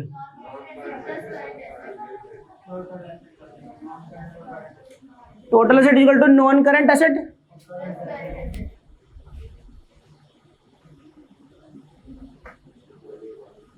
प्लस करंट एसेट, पहला तो यही होगा। अच्छा नॉन करंट और करंट में याद रखना फिक्टिशियस एसेट नहीं लेना, क्योंकि फिक्टिशियस, जैसे कंपनी जब बनाई गई थी तो कंपनी को बनाने के लिए जो हमने खर्चे किए थे, या शेयर, कंपनी ने जब शेयर इशू किया था तो अंडरराइटर को जो कमीशन पे किया था वो खर्चे होते हैं, वो मैं कह रहा हूँ खर्चे हैं, घाटे, लॉस हैं, जो बैलेंस शीट में दिखाए जरूर गए एसेट साइड में, लेकिन वो एसेट है नहीं। तो अगर जब हम एसेट का टोटल करेंगे तो नॉन करंट, मेरी बात सुना, नॉन करंट एसेट के अंदर, इसके अंदर अदर नॉन करंट एसेट होगा, तो हो सकता है इसके अंदर क्या हो, फिक्टिशियस एसेट्स, और जो फिक्टिशियस एसेट होती है वो हमारी एसेट एक्चुअल की नहीं होती, वो जो लॉस है, घाटे, तो उसको नहीं लेना। अदर नॉन करंट एसेट में फिक्टिशियस एसेट हो सकती है, उसको नहीं ले सकता। ठीक है, इसी तरह बैलेंस शीट के अंदर करंट एसेट में, यहाँ पर करंट एसेट के अंदर भी other non current, other current asset, other, इसके अंदर भी करंट एसेट के अंदर, अदर करंट एसेट के अंदर फिक्टिशियस एसेट हो सकती है। अच्छा, कब हो सकती है? वैसे तो वो हमेशा इसके अंदर होगी। अगर कोई फिक्टिशियस एसेट है, वो विद इन ऑपरेटिंग साइकिल है, विद इन 12 मंथ में राइट ऑफ होने वाली है, तो उसको हम उन्हें करंट दिखाया होगा, करंट दिखाया होगा तो उसको नहीं लेना। क्यों? कि वो कोई एसेट है क्या? फिक्टिशियस एसेट जो विद इन 12 मंथ में राइट ऑफ हो जाएगी, जो घाटे हैं, लॉस है, जो राइट ऑफ करके खर्चा बना के खत्म कर देंगे, क्या वो एसेट है? कोई बिक जाएगी क्या? नहीं, तो उसको नहीं लेना। इन जनरल यहाँ होगी नहीं, वो कहाँ पर होगी? अदर नॉन करंट एसेट में। बैलेंस शीट में याद करो, बैलेंस शीट, अच्छा बताओ जरा, नॉन करंट एसेट में क्या क्या आता है बताओ? नॉन करंट एसेट में बैलेंस शीट क्या एसेट साइड, स्टार्टिंग से बोलो। सबसे पहले फिक्स एसेट, उसके बाद नॉन करंट इन्वेस्टमेंट, उसके बाद डेफर्ड टैक्स एसेट्स, वो पूछा नहीं जाएगा, long term loans and advances, और आखिरी other non current asset. Other non current asset में अगर ये होगा फिक्टिशियस एसेट तो लेंगे, अदरवाइज नहीं होगा कुछ भी। हो गया? तो बताओ, अगर तुमसे कोई पूछ, जब तुम्हें टोटल एसेट निकालना हो तो टोटल एसेट में जरूरी है बोलेगा नॉन करंट का टोटल देगा क्या तुम्हें? नॉन करंट का टोटल देगा, क्या करोगे? सारी आइटम को जोड़ोगे, fix asset plus, fix asset के बाद क्या होता है? Non current investment plus long deferred tax assets, वो होगा ही नहीं, तो बचा क्या? Long term loans and advances और अदर नॉन करंट एसेट। अगर होगा तो उसको लेना नहीं है, उसको डेफर्ड टैक्स होगा ही नहीं। मैं बोलता हूँ डेफर्ड टैक्स पूछा नहीं जाएगा। क्लियर हो गया? अच्छा, अब लायबिलिटी साइड, अब देखो सुनो, एसेट साइड में करंट में क्या कहेगा? जितनी करंट एसेट जोड़ दो, क्या होगा? करंट, बताओ, current investment plus inventory plus क्या? Trade receivable plus cash and cash equivalent plus short term loans and advances plus other current asset. Other current asset लेंगे नहीं? लेंगे, क्योंकि जरूरी है फिक्टिशियस एसेट हो उसके अंदर अदर करंट एसेट के अंदर तो एक्रूड इनकम भी हो सकती है, प्रीपेड एक्सपेंस भी हो सकता है, तो है नहीं वो, तो वो लेंगे। ठीक है, तो इसको मैं यहाँ से हटा दूँ। इन जनरल इसके अंदर जरूरी नहीं फिक्टिशियस, अगर बताएगा स्पेसिफिकली फिक्टिशियस तो उसको नहीं लेंगे, अदरवाइज लेंगे। क्लियर हो गया? यहाँ तक क्लियर हो गया? बताओ, एक तो टोटल एसेट हो गया, और बताओ टोटल एसेट कैसे निकाल सकते हैं? भाई total asset equal to total liability होता है, total asset equal to total liability होता है, तो लायबिलिटी साइड का टोटल कर लोगे तो भी तो एसेट आ जाएगी। अगर मैं लायबिलिटी साइड का टोटल कर लूँ तो क्या टोटल एसेट नहीं आ जाएगा? अगर मैं लायबिलिटी साइड का सारा टोटल कर लूँ, अच्छा लायबिलिटी साइड का टोटल कर लूंगा तो लायबिलिटी साइड का टोटल आ जाएगा, और लायबिलिटी साइड का टोटल बराबर किसके होता है? एसेट के, तो एसेट आ जाएगी नहीं आ जाएगी? तो बताओ टोटल एसेट का फॉर्मूला और बता दो। Shareholder fund plus share application money pending allot में पूछेगा नहीं, तो बचा क्या? Non current liability plus current liability. कोई डाउट है क्या? ठीक है, अब शेयर होल्डर फंड में क्या क्या हो सकता है वो बताओ। Share capital, reserve surplus. ठीक है, शेयर कैपिटल में क्या हो सकता है? Equity share capital, preference share capital, और रिजर्व सरप्लस में तुम्हें पता है जनरल रिजर्व हो सकता है, डीआर हो सकता है, सीआर हो सकता है, सिक्योरिटी प्रीमियम रिजर्व का पैसा होता है, सब जोड़ लोगे। और नॉन करंट में क्या होगा? लॉन्ग टर्म बोरिंग्स, डिवेंचर का पैसा, बॉन्ड का पैसा, लॉन्ग टर्म लोन का पैसा जोड़ लोगे। और करंट लायबिलिटी में क्या हो सकता है? करंट लायबिलिटी में बताओ, शॉर्ट टर्म बोरिंग्स यानी 6 महीने का 10 महीने का लोन, ऐसा लोन जो विद इन 12 मंथ में चुका जाना, ट्रेड पेबल हो सकता है, क्रेडिट और बीपी हो सकते हैं।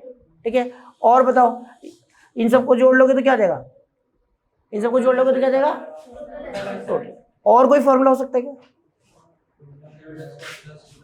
और देखो और देखना बेटा, अगर मैं शेयर होल्डर फंड यानी मालिकों का पैसा, शेयर होल्डर फंड ना, शेयर होल्डर फंड में टोटल डेट जोड़ दो तब, ऐसे देखो इन दोनों को मिला के क्या बोल सकते हैं, तो बस share holder fund plus total debt. Total date का मतलब क्या, टोटल डेट का मतलब क्या, non current liability plus current liability, non current liability plus, और शेयर होल्डर फंड आ रही है बैलेंस शीट की लायबिलिटी साइड पूरी हो गई, और बैलेंस शीट की लायबिलिटी साइड का टोटल बराबर होगा किसके, एसेट के टोटल का, इसका मतलब आ गया एसेट हो गया। और इधर देखो, इधर देखो जरा, इधर देखो, ढंग से सुना, ढंग से सुना, क्या इन दोनों के टोटल को कैपिटल एम्प्लॉयड बोल सकते क्या भाई, मालिकों का पैसा प्लस कर्जे का पैसा, दोनों को मिला के क्या बोलते हैं, कैपिटल एम्प्लॉयड, कैपिटल एम्प्लॉयड बोलते हैं। तो capital employed plus current liability भी क्या हो जाएगा, लायबिलिटी साइड का टोटल, और लायबिलिटी साइड का टोटल बराबर तो है किसके, फॉर्मूला बता दो एक और, capital employed plus current liability. तो बताओ जी टोटल एसेट के फॉर्मूले याद हो गए क्या, टोटल एसेट्स का फॉर्मूला याद हो गए सारे। अब फॉर्मूला बोलो या बैलेंस शीट से याद रखो, ये तुम्हारे ऊपर है। पेपर तक लगता है ये सारी चीजें अगर तुम याद करोगे तो याद रहेगी, इम्पॉसिबल सी बात है। बैलेंस अगर ये तुम पेपर तक याद रखोगे तो याद हो ही नहीं सकता। अगर तुम समझ लोगे एक बार बैलेंस शीट से कैसे बन रहा है तो हमेशा के लिए याद हो जाएगा। माइंड में डाल लेना, ये बात माइंड में डाल लेना। अगर कोई घर पे जाकर इसको याद करके 4 दिन बाद सुना देना, मान जाऊंगा मैं, कुछ आधे भूल जाओगे। ले आना, इसको सही तरीका इसका यही है कि इसको समझ लो, बैलेंस शीट को याद रखो, अपने आप याद हो जाएगा। इसलिए बैलेंस शीट पहले याद करवाई थी मैंने, बैलेंस शीट याद क्या करवाई थी, बैलेंस शीट समझा दी थी। क्लियर यहाँ तक। अब देखो रेशियो, अब रेशियो का नाम देखो, total asset to debt ratio. अब बात करते हैं total asset to debt ratio, ठीक है। नाम देखो, total asset to debt ratio, नाम ही बता रहा है। देखो टोटल एसेट टू डेट, दो भाई हमें रेशियो निकालने के लिए दो फिगर चाहिए होते हैं। कोई भी दो कंपोनेंट, बैलेंस शीट के दो कंपोनेंट या स्टेटमेंट पीएनएल और बैलेंस शीट का, देखो रेशियो कैसे बनाएंगे हम, या तो बैलेंस शीट की दो आइटम उठा लेंगे, या एक आइटम बैलेंस शीट से उठा लेंगे, एक आइटम स्टेटमेंट पीएनएल से उठा लेंगे, या दो आइटम स्टेटमेंट पीएनएल के उठा लेंगे। तो कोई हमें दो एलिमेंट चाहिए होते हैं, दो एलिमेंट उसने दे दिया, खुद ही बता दिया। दो कंपोनेंट कौन कौन से, एक तो टोटल एसेट और दूसरा डेट। रेशियो का नाम ही बता रहा है, total asset to debt ratio, total asset to debt ratio. तो टीचर पूछेगा total asset to debt ratio क्या होती है, तो तुम क्या बोलोगे, total asset to debt ratio is the relationship between total asset and debt. Total asset to debt ratio क्या है, relationship between total asset to debt. जो पहले है ऊपर, जो बाद में है वो नीचे। मैंने पहले बोला इसका कोई रीजन नहीं है कि टोटल एसेट ऊपर आएगा या डेट नीचे आएगा, या डेट ऊपर आएगा टोटल एसेट। भाई रेशियो तो दोनों, अगर रेशियो निकालोगे तो दोनों निकल जाएगी। टोटल एसेट टू डेट ये भी एक रेशियो बनेगी, और डेट अपॉन में टोटल एसेट ये भी एक रेशियो बनेगी। तो भाई डेट को ऊपर रखे, टोटल एसेट को नीचे रखे, या टोटल एसेट को ऊपर रखे, डेट को नीचे रखे, ये कोई इसका कोई लॉजिक नहीं है। तो बस याद रखना, पेपर में कैसे याद रखोगे, जो नाम देखो, total asset to debt, total asset to debt ratio, total asset to debt ratio, ठीक है। Total asset to debt ratio, total asset पहले है और डेट क्या है बाद में है, ठीक है। इसका नाम ही बता रहा है total asset to debt ratio, यानी total debt, total asset upon में डेट, ठीक है टीचर। और कोई पूछे तो तुम यही बताओगे, total asset to debt ratio is the relationship between कितना, तो किसमें है, total asset and debt, total asset और डेट में। अच्छा ये रेशियो क्या दिखा रही है, सुना, ये रेशियो क्या दिखा रही है, देखो सुनो, ये दिखा रही है कि हमारे बिजनेस के पास जो टोटल एसेट है, अच्छा बिजनेस के पास जो टोटल एसेट है, बिजनेस के पास जो टोटल एसेट है उसमें कितना पैसा कर्जे का लगा है। भाई आपने बैंक से 10 लाख रुपए लोन लिए थे, और लोन लेके क्या खरीदा, फर्नीचर, बिल्डिंग, मशीन। तो आपकी जो मशीनें हैं, आपके पास जो मशीन पड़ी है, एसेट पड़ी है, बिल्डिंग पड़ी है, फर्नीचर पड़ा है, कार पड़ी है, वो कहाँ से आया था, आपने जो लोन लिया था ना बैंक से, या डिवेंचर इशू करके पैसा इकट्ठा किया, तो वो पैसा आपने अपनी एसेट्स में इन्वेस्ट कर रखा है। तो आपकी एसेट्स के अंदर, आपकी जो टोटल एसेट है उसमें कितना पोर्शन कर्जे का लगा हुआ है, ठीक है। आपका यानी आपकी जो एसेट्स है कितना कर्जे के पैसे से फाइनेंस है, यानी कितना कर्जा लेके लगाया गया उसमें, बासमरी टोटल एसेट में का कितना हिस्सा कर्जे से खरीदा गया, कर्जे के पैसे से खरीदा है, नॉन करंट एसेट से खरीदा गया है, लायबिलिटी से खरीदा गया है। नॉन करंट लायबिलिटी यानी डेट, लंबे समय के लोन लिए थे मैंने, पब्लिक को बॉन्ड्स इशू किए पैसा आ गया, डिवेंचर इशू करे पैसा आ गया, बैंक से लोन लिया पैसा आ गया, लंबे समय वाले जिनको मैं ऑपरेटिंग साइकिल या फिर 12 महीने के बाद पे करूंगा, ऐसे कर्जे थे, मेरे पास पैसा था, उस पैसे से मैंने एसेट्स खरीदी सारी, उस पैसे से मैंने बिल्डिंग मशीन फर्नीचर खरीदे और बिजनेस में पैसा लगा रखा है। तो क्या मेरी बिजनेस के जो मेरे पास जितनी भी एसेट्स है उसमें कितना कर्जे का है, और मेरी एसेट्स में ज्यादातर पोर्शन अगर कर्जे का होगा तो पोजीशन अच्छी होगी या बेकार होगी? बेकार होगी। और अगर ज्यादातर पैसे खुद के, मैं कह रहा हूं कर्जे का पोर्शन बहुत कम है, खुद का पैसा ज्यादा है, तब अच्छी है। बात हमारी, हमारी जितनी भी संपत्तियां हैं, मैं करो मेरे पास एसी पड़ा हुआ है, मेरे पास ये बिल्डिंग है, मेरे पास कैमरा है, अगर ये सब कर्जे के पैसे से खरीदी है तो बताओ मैं लॉन्ग टर्म पॉइंट से सर्वाइव कर पाऊंगा क्या? जब सब कुछ कर्जे का ही है तो एक ना एक दिन तो पैसा चुकाना पड़ेगा। बिजनेस और मेरे पास पैसा नहीं होगा तो बिजनेस बंद करके भी देना पड़ेगा। अगर मान लो काम नहीं चल रहा तो क्या करना पड़ेगा? जब लोग तो पैसा छोड़ देंगे क्या मेरे को क्या करना पड़ेगा? ये सारी एसेट बेचकर पैसा देना पड़ेगा। और अगर सब कुछ मेरे पैसे से खरीदी गई तब काम नहीं भी चल रहा तो ये चीजें मैं बेचूंगा क्या? नहीं बेचूंगा। तो लॉन्ग टर्म पॉइंट से सर्वाइव कर पाऊंगा। तो मेरी बात ध्यान से सुनना कि अगर टोटल एसेट में ज्यादातर पोर्शन कर्जे का है, यानी हमने कर्जा लेके एसेट खरीदी है, ठीक है, कर्जे के पैसे से एसेट फाइनेंस है, तो मैं कह रहा हूँ हम लॉन्ग टर्म पॉइंट से सॉल्वेंट नहीं है, हमारी सोल्वेंसी पोजीशन अच्छी नहीं है। और अगर ज्यादातर पोर्शन खुद का लगा है तो हमारी सोल्वेंसी पोजीशन अच्छी है, हम लॉन्ग टर्म पॉइंट से लंबे समय तक सर्वाइव कर पाएंगे, हमारा बिजनेस चलता रहेगा। कोई डाउट है तो बताओ। ठीक है, आपने कोई शोरूम खोला, शोरूम में जितना पैसा लगा, जितनी एसेट खरीदी, सब कर्जे की है, तो एक जायज़ सी बात है कोरोना आएगा तो कर्जेदार मांगने भी आएंगे क्योंकि उनको भी पैसे की नीड होगी। तो अब तुम्हारे को शोरूम बेचकर पैसा देना पड़ेगा।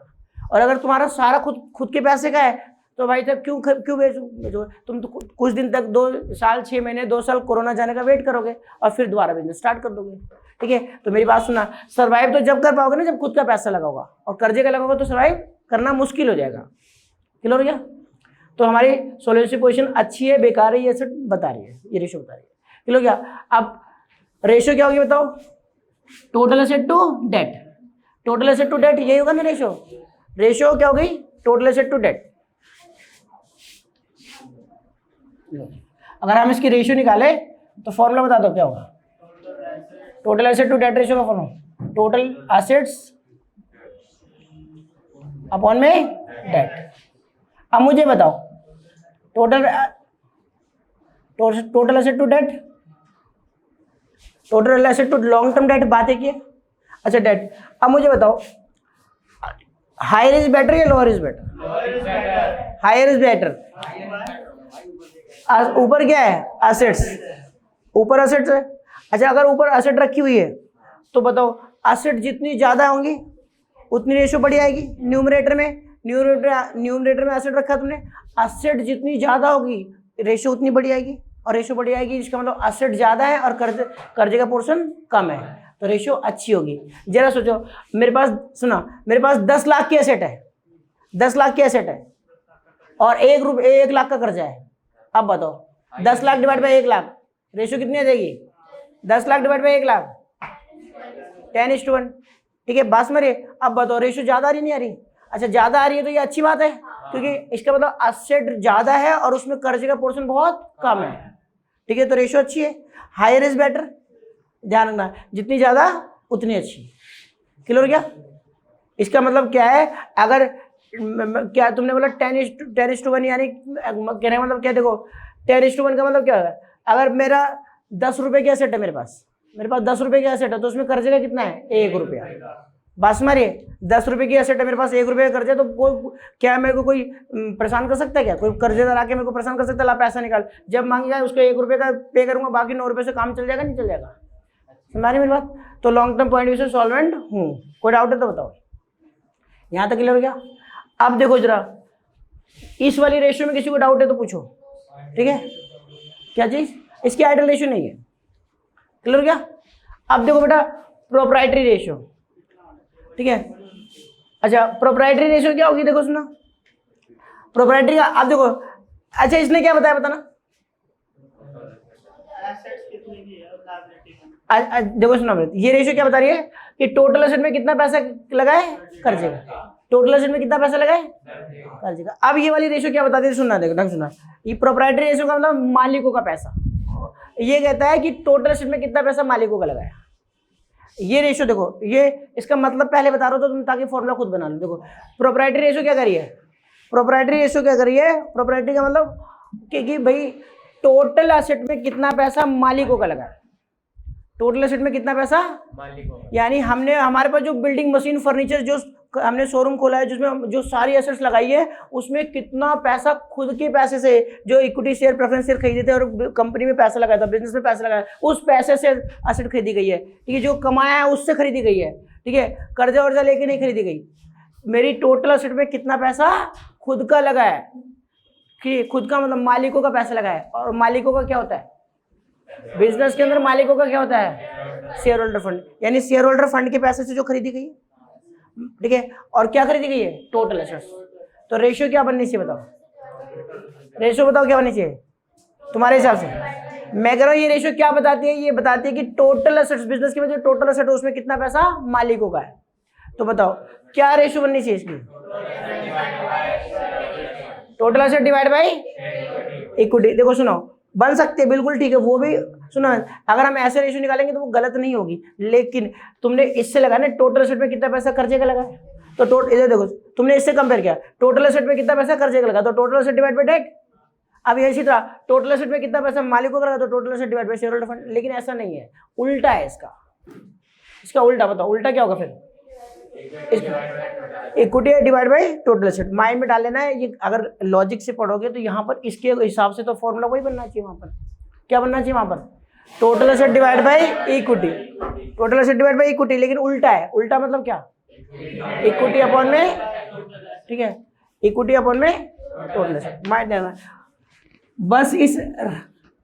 इस रेशियो में प्रोप्राइटरी रेशियो सुनते ही नहीं, प्रोप्राइटर का मतलब होता है मालिक, ओनर, प्रोप्राइटर का मतलब भी होता है ओनर, ठीक है। मेरी बात सुना, माइंड में बस प्रोप्राइटरी रेशियो नाम सुनते ही बात मालिकों का, मालिक, ठीक है, ये बात समझ आनी चाहिए। इसका मतलब समझ आना चाहिए क्या, कि बिजनेस के अंदर मालिकों का कितना लगा, बिजनेस की है ना। ये रेशियो क्या बता रही है, ये रेशियो ये बताते हैं कि बिजनेस के पास जितनी भी एसेट्स है, संपत्तियां हैं, बिजनेस की एसेट्स में कितना पैसा मालिकों का है, बिजनेस के अंदर कितना पैसा मालिकों का लगा है। और जो मालिकों का होता है उसे हम क्या बोलते हैं, तुम्हें पता है, shareholder fund, share holder fund. और कितने बिजनेस के अंदर लगा, तो बिजनेस के एसेट्स वगैरह में कितना लगा हुआ है, ठीक है, बिजनेस के एसेट्स में कितना लगा, तो एक तो टोटल एसेट्स। तो अगर ये पता चल जाएगा कि इसमें एलिमेंट कौन कौन से दो कंपोनेंट लेने हैं, तो कौन कौन से लेने हैं, एक तो टोटल एसेट और एक मालिकों का पैसा, शेयर होल्डर फंड। तो रेशियो बन जाएगी। बस फर्क इतना है, जब इससे कंपेयर करोगे ना तो तुम कर दोगे तो total asset divide bye share holder fund, लेकिन वो नहीं है, क्या है, shareholder fund divide by total asset, यानी इक्विटी डिवाइड बाय टोटल। समझ में आ गया, ये बात ध्यान में। तो पहले तो इसका फॉर्मूला लिख दो, इसका फॉर्मूला क्या होगा, इक्विटी, यानी क्या, इक्विटी को हम क्या बोलते हैं, share holder fund, divide by क्या, टोटल एसेट्स। अब देखना बेटा, देखना, इक्विटी बोल दो, शेयर होल्डर फंड बोल दो,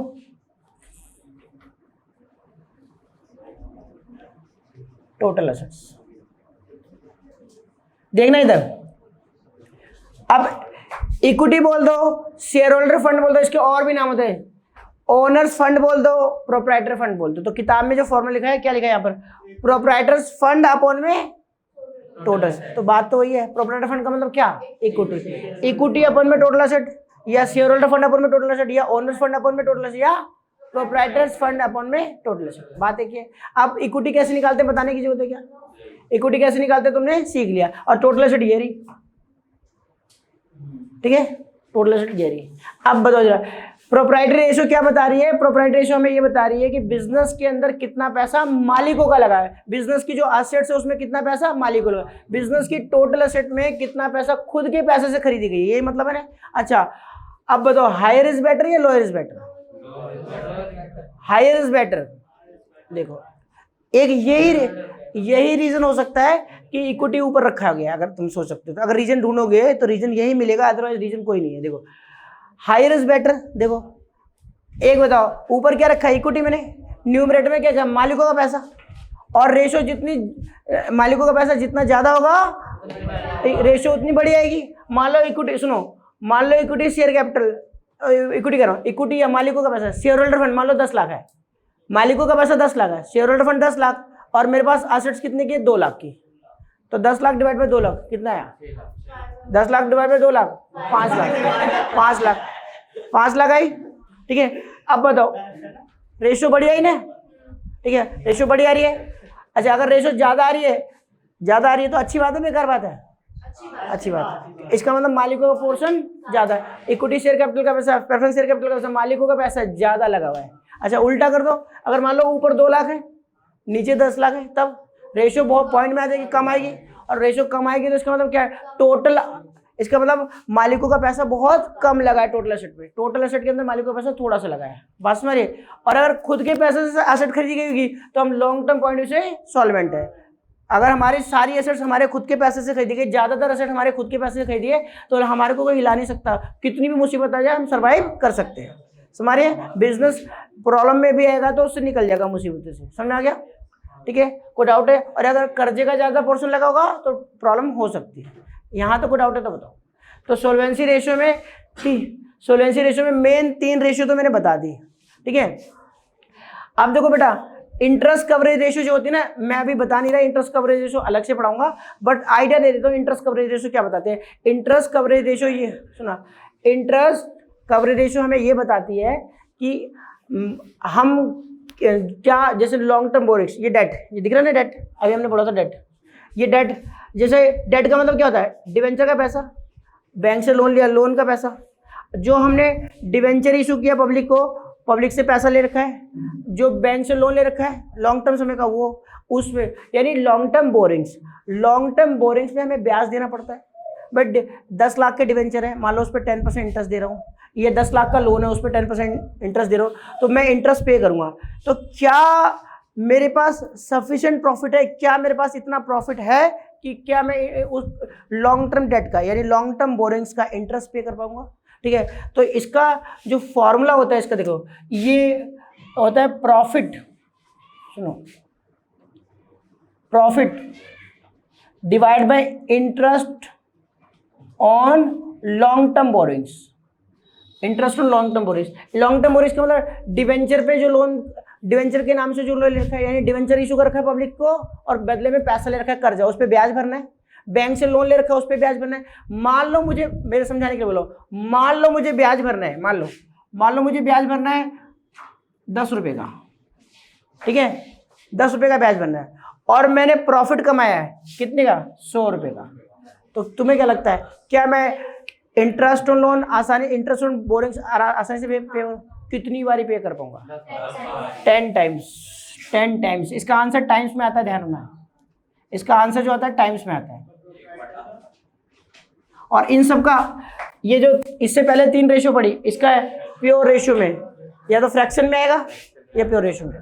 ठीक है, अब मेरी बात सुनो, देखो क्या नाम है इसका, बताना, इंटरेस्ट कवरेज रेशियो। क्या बताओ मेरे, इधर देखो बेटा, कि मेरे प्रॉफिट से इंटरेस्ट कितनी बारी कवर हो जाएगा?